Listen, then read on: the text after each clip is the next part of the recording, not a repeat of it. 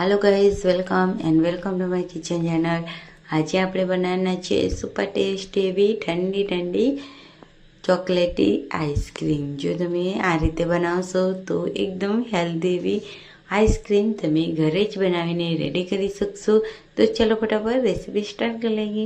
તો એક મોટી વાટકી આપણે કાજુ લીધા છે, 1 કપ ફૂલ ફેટ મેં દૂધ લીધું છે નોર્મલ, 1 વાટકી ચોકલેટ લીધી છે અને 1 વાટકી 3 થી 4 ખજૂર મેં બીયા કાઢી અને લઈ લીધા છે। હવે આપણે મિક્સર જારમાં આપણે 1 કપ દૂધ એડ કરીશું। ત્યારબાદ તેમાં 1 કપ વાટકી આપણે કાજુ એડ કરીશું અને ખજૂર એડ કરીશું અને અડધી વાટકી ખાંડ એડ કરી અને એકદમ સરસ રીતે તેને પીસી લઈશું। તમે જોઈ શકો છો કે એકદમ સરસ એવું ટિકનેસ આપણું બેટર બનીને રેડી થઈ ગયું છે। તો એક મોટા બાઉલમાં આપણે તેને ટ્રાન્સફર કરી લઈશું। ત્યારબાદ આપણે ચોકલેટ લીધી હતી, તેને ઝીણી ઝીણી ચોપ કરી અને તેને બેટરમાં એડ કરી દીધી અને મિક્સ કરી લઈશું।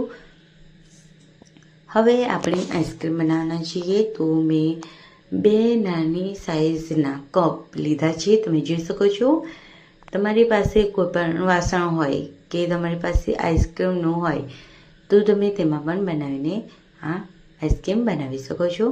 તો હું આ રીતે કપમાં બનાવી રહી છું। તો કપમાં આ રીતે આપણે ભરી દઈશું।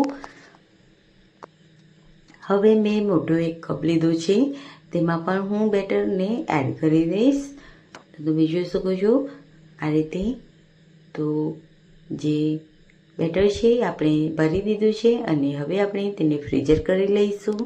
અને થોડું ફ્રીઝર થઈ ગયું હતું ત્યારે મેં સ્ટીક લગાવી દીધી હતી ફ્રેન્ડ્સ। તો એકદમ સરસ રીતે ફ્રીઝર થઈ ગયા બાદ આપણે તેને ફ્રીજમાંથી કાઢી અને આ રીતે તમે જોઈ શકો છો આપણે તેને કપમાંથી કાઢી લઈશું અને જે ચોકલેટ સિરપ છે તેમાં આપણે તેને આ રીતે ઓળી દઈશું, જેથી આપણી જે આઈસ્ક્રીમ છે તે ચોકલેટી બનશે।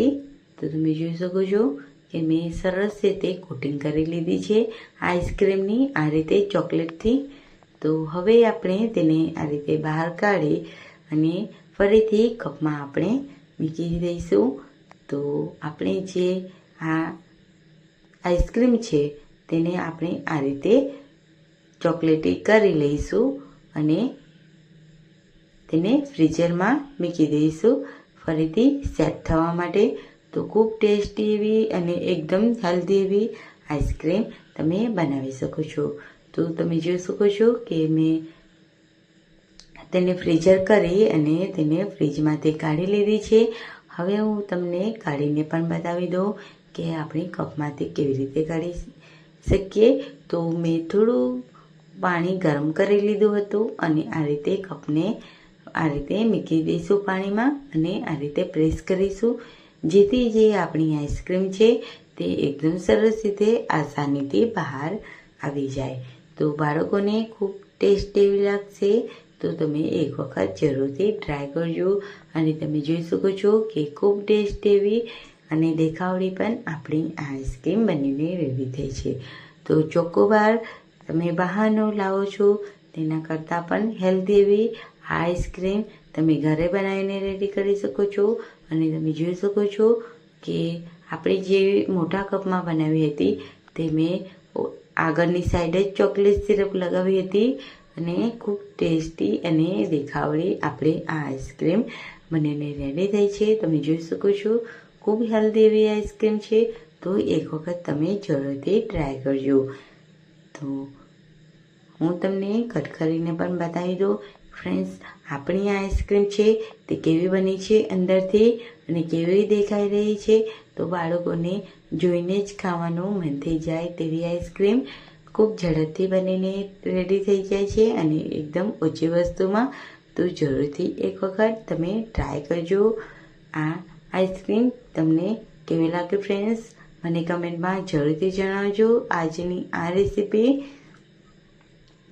તો આવી જ રેસીપી અને આવા જ અવનવા વિડીયો સાથે આવતી રેસીપીમાં મળે। ત્યાં સુધી બધાને આવજો, ટેક કેર। અને તમે જોઈ શકો છો કે આપણી જે કુલ્ફી છે એકદમ સરસ એવી અંદરથી પણ બનીને રેડી થઈ છે. તો બાળકોને જરૂરથી આપજો અને મને કમેન્ટમાં જણાવજો કે તમને આજની આ રેસીપી કેવી લાગી. તો છે ને એકદમ સરસ એવી. તો આવજો, બાય બાય.